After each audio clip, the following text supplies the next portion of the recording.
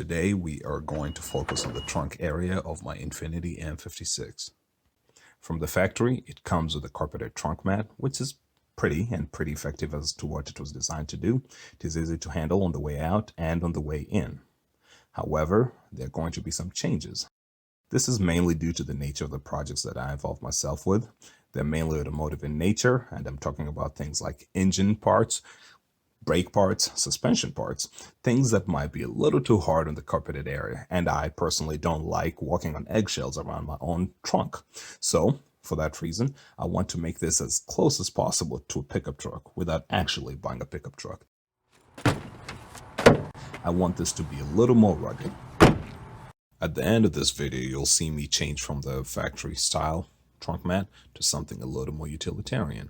And I hope this video helps you if you find yourself needing to make a change such as this, and it should apply for all the Infiniti M's and Q70s from the year 2011 all the way to 2019. I took into consideration that not everybody watching this video needed to sit through the entire 30-odd minutes of video to understand what I was doing, but I personally think it's kind of cool. For that reason, I broke it down into sections. The first section is the background on this project. Why exactly are we doing this, and who would benefit from such a project, right? And that is what you've been watching up until this moment. Hopefully you've stuck around with me for the 1.5 minutes in so far. The second part of it is taking measurements, just so you know what exactly you'll be bringing home and what you need to have as a final product. I had concerns myself as to how to deliver the material from the shop to my house, but if you have a pickup truck, maybe that's not anything for you to be worried about. The third part is, when I was at the hardware store, select your material, touch it, feel it, hold it, squeeze it. Is it going to do exactly what you need to do? Then also while I was there, I pretty much show a clip of me stuffing it into the car. The fourth part of it is, once you bring all the material home, the real work starts. So you need to start tracing the outlines. You need to make sure you have the right tools for the job. And after that, I also do a test fit, right? A rough fitting, and it works out. Finally, it's when what exactly do you want for your final touches? How do you want this thing to look at the very end? That's when I come in with the final touches: sanding, cutting holes. Some people might want to do things like painting or, applying lacquer, whatever it is you want to do. But I hope this section, although it's added another minute or so to the whole video, helps you save time so you can just click exactly to the minute at which you need to watch the video. All right? Thank you for watching. One thing I'm going to miss about the original setup is this. So here's your handle in the stowed away position. When you need to use it, just pull up here and it pops up. You'll notice that there's a feature that looks like a hook over here that might look useless at first glance. However, when you're ready to use this, grab this, pull it up, right? That gives you access to whatever's at the bottom. Now let's take it up to the next level. If you want to use both your hands so that you don't keep holding this, see this hook here? Lift it up and bring it over here to the lip of the trunk opening and just set it down. And that's it. You'll notice that the thing holds itself up, so you can work with both of your hands to do whatever you need to do down there. On the way back, you will just pull it up and work it, on the sides, make sure everything's good, then push it down. So obviously that's a feature I'm going to lose if I go to the wooden setup that I desire, unless I want to put in quite a lot of effort to make it work. However, I don't want to do that, and it's a sacrifice that I'm ready to make, as long as I get the utility out of this floorboard that I want for my trunk. So it's pretty simple. Now that I have decided what I'm going to make this part out of, plywood, 4 or 5 ply, all I have to do is make this shape, replicate this same shape over here out of my plywood, and then it's going to be pretty easy, right? Maybe. So this is what I need to do. If I need to buy a piece of plywood, a sheet of plywood that is going to be large enough to replicate this whole shape, I need to get a minimum of this. Width is going to be at least, at minimum, 35.5. Well, just to be safe, I'll buy 36 wide. The length of it is going to have to be 56 wide. So what I need to do is buy plywood, as I said, 56 by 36 at least, and trace this shape out and then bring it back home. Now here's the catch. What's a man like me to do? The kind of man that has refused to buy a pickup truck. I need to be able to use this same sedan to bring this wood in. Follow me.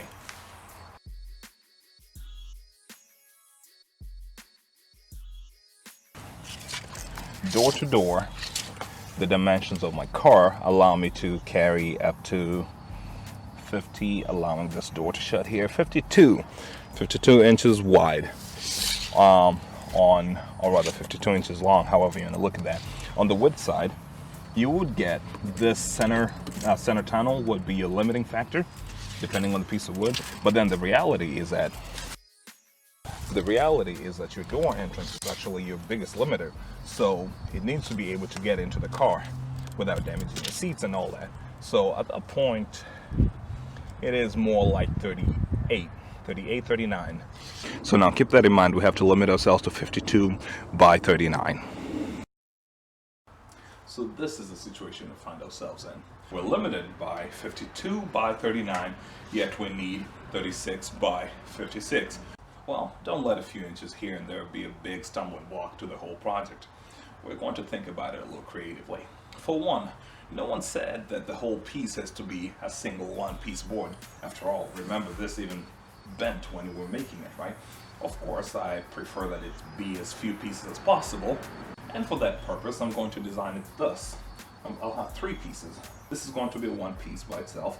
These 2 ears are going to be 2 separate pieces. Total, I will have 3.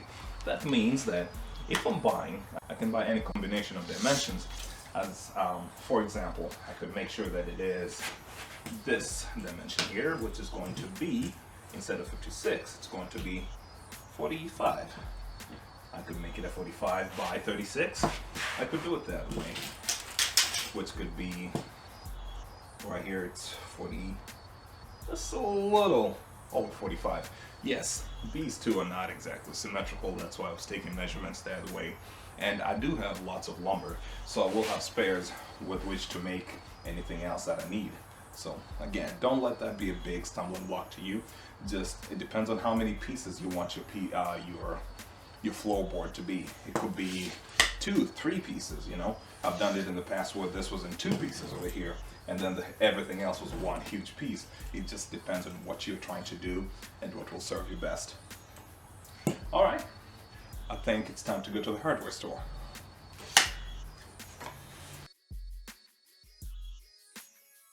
Lowe's right now, and I think I've identified the kind of material I want.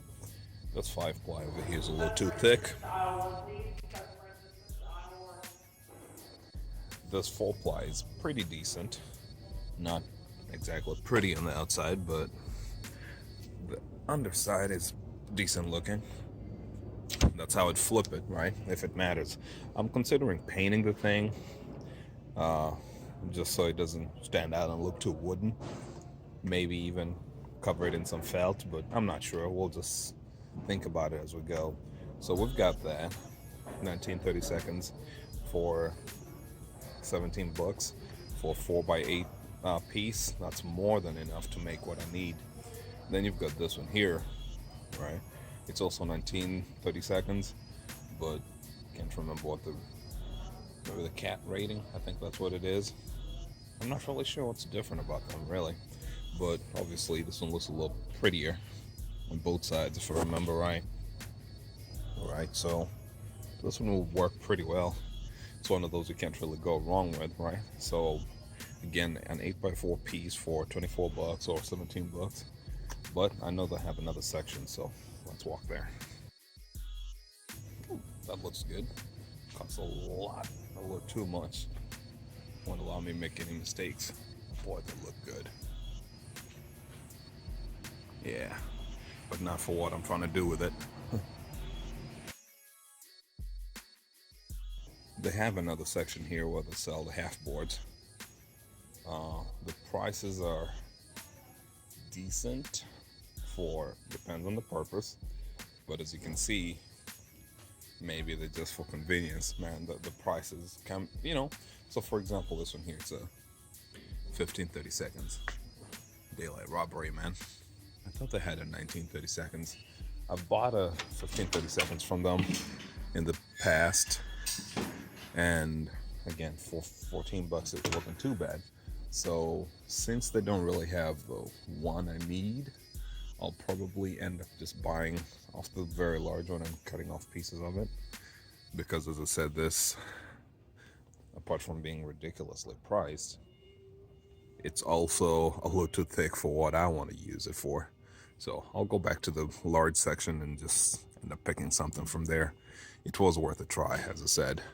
Just easier to handle. The thing is, even after buying this, since this is approximately 48 inches, this is 48 by 48, 4 by 4 feet, I would end up cutting it anyway. They do have the board cutting service over here and make it a little more, a little easier to carry in the car, and then go cut it up into the shape I want at home. Okay, that's it for now. I'm going back to the large side and pick something.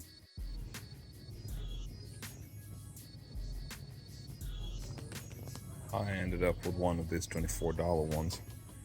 Smooth on the top, smooth at the bottom. That means I'm allowed to make mistakes and flip it over to start afresh. This top one was a little curved, so I wasn't able to use it. I'm gonna push it back. From whence it came from. From whence it came. Alright. Well, that's it. Let's go cut this into pieces. 8 feet on one side, and then 36s. So I'm gonna ask them to cut them into 3-foot sections. Three. That way 3 of them can fit in my car.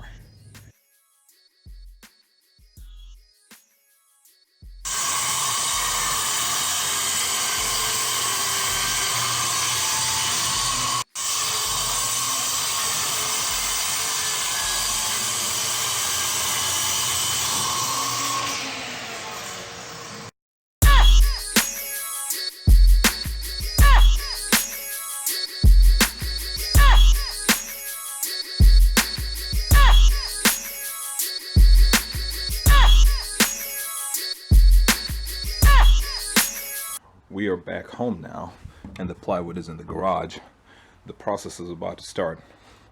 Simply stated, just trace that out and cut it out of plywood. For that, what you're going to need is a pencil, obviously, to trace out the shape that you need to cut. You could choose to use any one of these simple cutting tools, you know, a hacksaw and all these other saws, but I'm personally not into that kind of self-torture, so I'm going to go ahead and use a jigsaw. That's what I have here. I believe it's 10 2pi.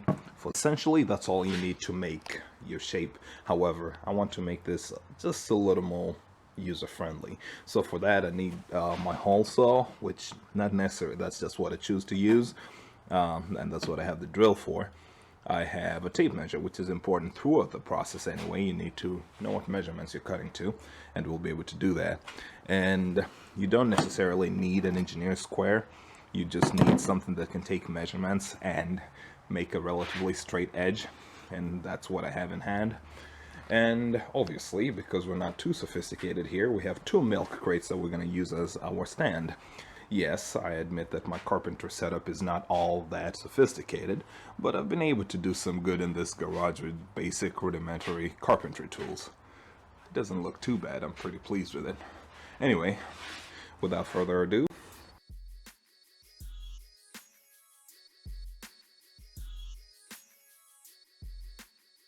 so before I start cutting it, I just wanted to say that at this point I have decided that since I bought the type of plywood that doesn't really care whether you're, doesn't really care as to what side is the top, what side is the bottom, let's just be cognizant. Well, actually, this side is a little prettier, so I'm actually going to end up flipping it over.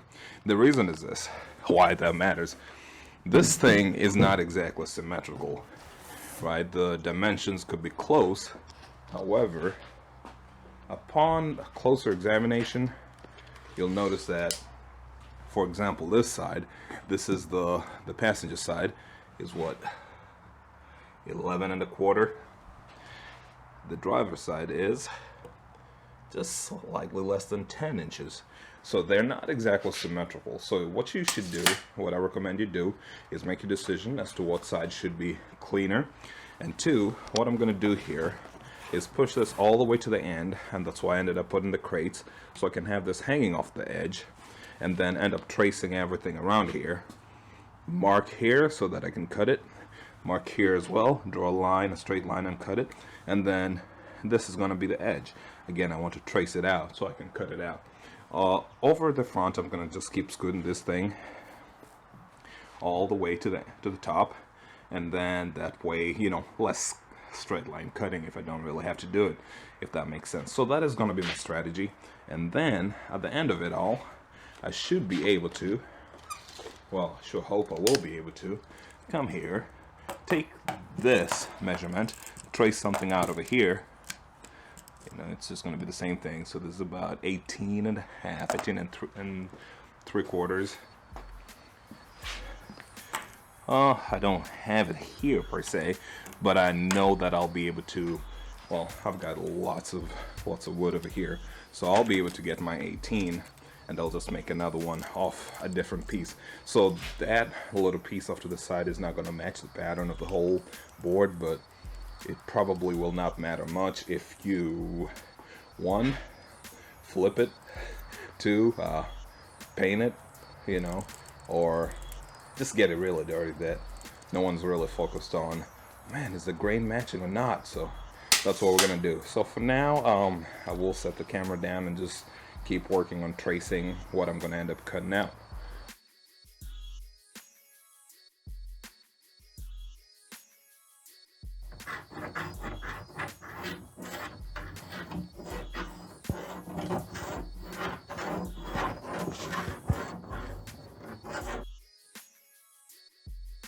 Go. That is a pattern. But now here's the extra step I was talking about with regards to this hole over here. What I'm going to do is come to the back, remove this handle. It's one of those that goes much easier with a screwdriver handy, so that's what I'm going to do. Screwdriver it is.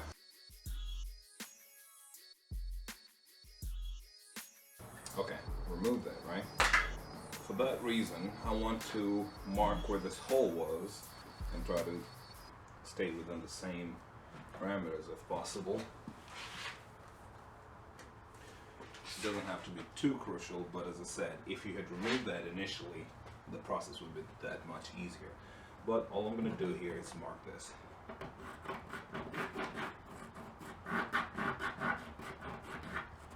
Alright, that way I have an idea where the handle was, and I'll come to drill in that a little later. Just hold that thought for now.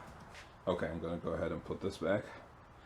This is what it looks like removed, and this is what the thing looks without the plastic involvement over there. So insert this side first. You see that? Insert this side first, it hinges. Then you've got a lip over here. This way, push it up. And then you'll get the two cups. Push this down. It's a pretty intricate setup, by the way. Then I'll push the little lip down finally. And that's it. Back in business, like nothing ever happened. Okay, so I'll go back to the piece of wood and work on it.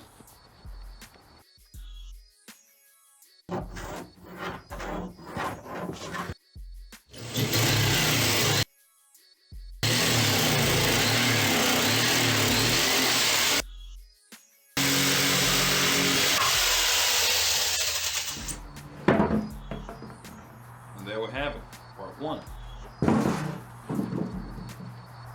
Okay, now measure it out. Just make sure this thing mostly matches that thing as best as you can. Now, what you gotta remember again is that we said that this side was a nice side. The side with the markings was gonna go to the bottom. If you want, you could write it down there, but I'll be able to show you a little later that there is a difference. It's not perfectly symmetrical, right? You can't just flip it over and make everything work. And here's an example of that. Again, this right here is the, flip it that way. This is the passenger side once you actually active, because this is going to be at the bottom. So let's flip it the correct way first. This is what it's supposed to look eventually. So pick this up. It's supposed to match closely. Close enough. With this hanging off. There you go. She just put it back that way. As you can see, you can not really see much of anything else on the sides. If you can, it better be, because you can see the the felt, because this should be a little smaller. I don't want it to fitting in there. For now, what I'm going to do, while this is still flipped the correct way, the way I intended it to be, I'll go ahead and mark what is the passenger side and what is the driver's side. Again, remember, as much as this looks like this, it is flipped. So this is the bottom of the passenger side.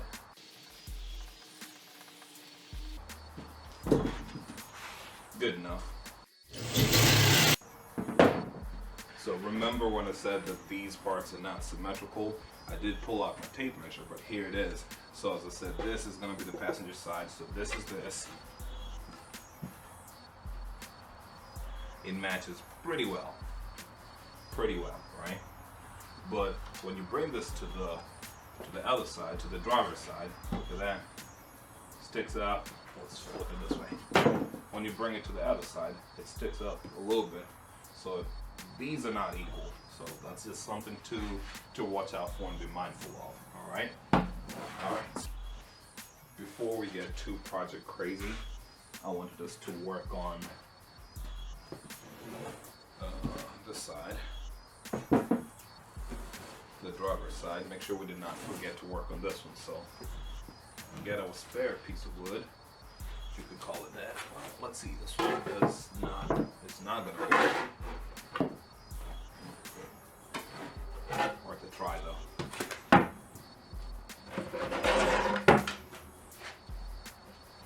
Get this one over here.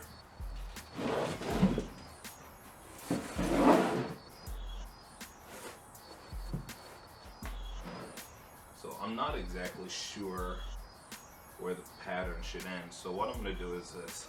Just come here, mark out a pattern, mark out, you know, straight line as well. And actually, how about do that? Just mark a straight line first. So what I'm going to do is come here. I've taken some measurements of what it should be. I'll do my best to cut this thing as square as possible. So come out here, mark my 10. 10 is such a weird number. Let's do it as a 10 and a half. 10 and a half over here as well. That is assuming this thing was cut true from the lumber yard. Come here and mark it.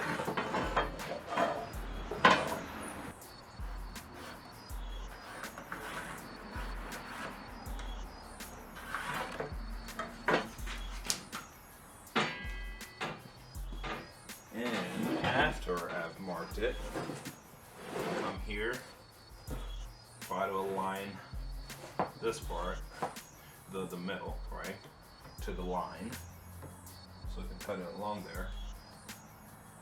Looks pretty well aligned, honestly. Then trace it as deep as possible. And there it is. Mark the front. This is the front.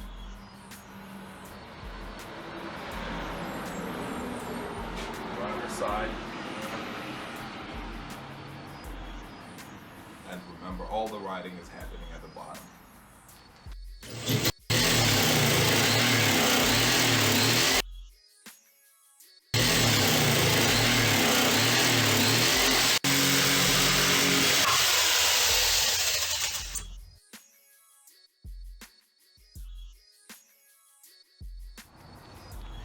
This is the moment of truth. These are the pieces I've made so far. Let's see if they all work in here. So this is the driver's side and that's the front. We have an arrow showing where it should go. Flip it that way. Yeah, seems to fit in there without a fight. This is the passenger side. How about I make sure this trunk piece sits where it's supposed to first. There you go. Then slide this over there. Seems to fit just fine. It's got a little bit of a feature over here, but I'm not gonna deal with that. Okay, those are in. And move the net around and all that. Make sure the large piece fits in there as well. Remember, markings mean that is the bottom side, so flip it over. Try to force it into the car. Well, not really forcing it, but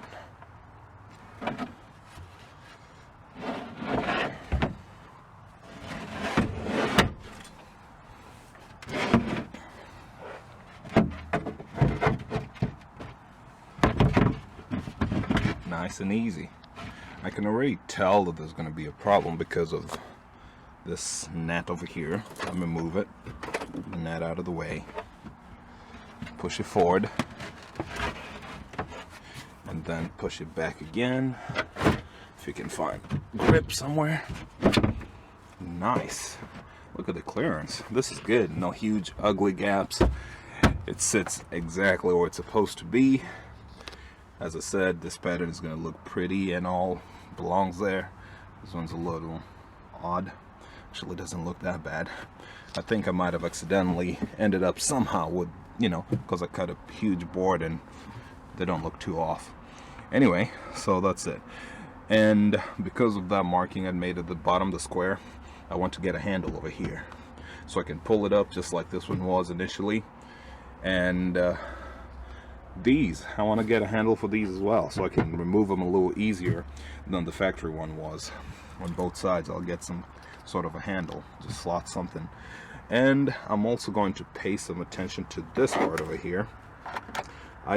You know, the reason that I like using these nets, they act like some sort of a basket for when you do shopping and you know you can just hold your stuff over there, prevent them from sliding. Part of my long-term goals is to actually end up mounting something permanently here, so maybe holes with dowels and make some baskets or just slots in there. I know Infinity used to sell a trunk organizer made of rubber, but I'm a fan of making things, yeah, for that fit my application, right? So I do a lot of, well, I always have spares, the automotive fluids, tools sometimes, you know, I just want to be able to easily access those things.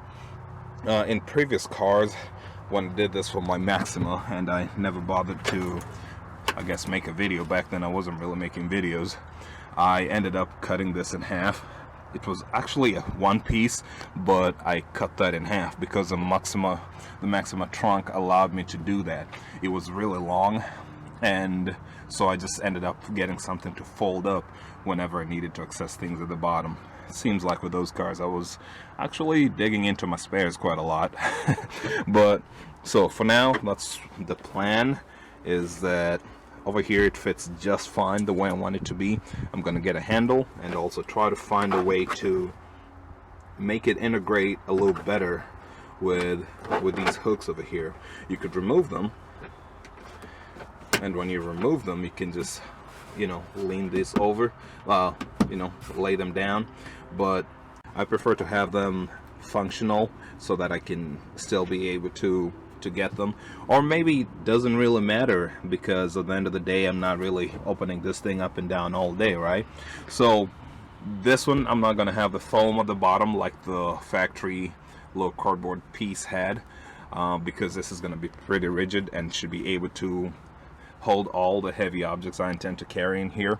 I mean, when I talked about carrying engines in here, I was not talking about carrying, you know, fully assembled engine. It's going to be broken down into its various components and the load spread out over the trunk. So I'm not doing this brainlessly. So what I'll do right now is go back in there. This pretty much fulfills the design intention of this project, and so I'll go back and just make it a little more user-friendly.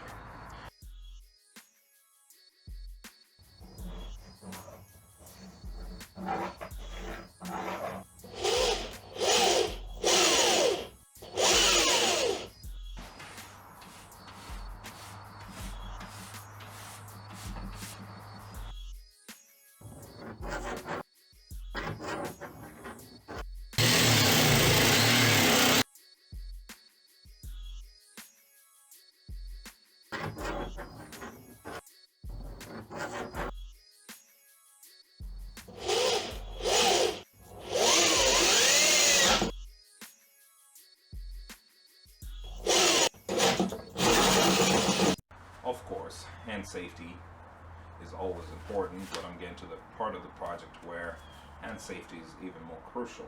For this reason, I will be wearing some safety gloves, and I have sandpaper here. The intention is to sand and make sure that the contact surfaces do not end up causing injury. So I'll just go over these.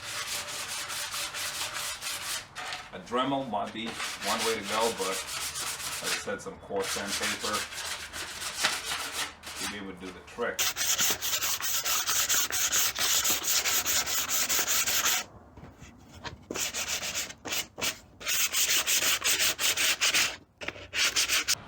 With that, I'd like to say that the project is pretty much finished, at least phase one of it. So. Alright, well, I'd say for all intents and purposes, this project is over. I'm going to go back to the car, the M56X, again, test it out, and make sure this thing works for what I designed it to do.